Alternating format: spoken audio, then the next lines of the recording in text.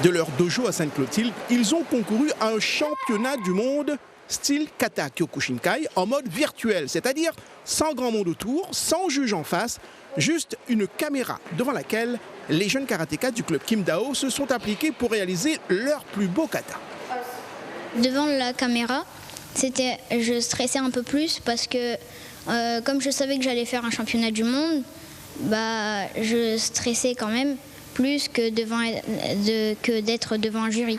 Moi, je trouve ça moins stressant de le faire devant une caméra parce qu'il n'y a pas le regard des juges qu'il y a d'habitude. On les voit, ils sont là, donc c'est plus stressant. C'est une première parce que de base, je suis combattante, donc je fais des combats et pas kata.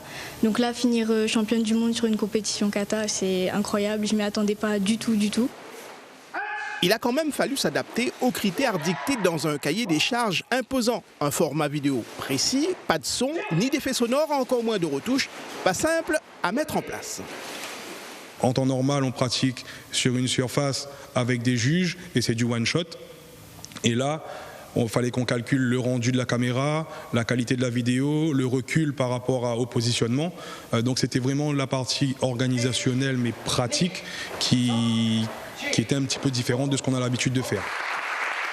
En tout cas, les résultats ont été excellents pour les jeunes de Kim Dao avec 4 médailles d'or, 4 d'argent, 1 de bronze et une place de 3e dans le concours par équipe.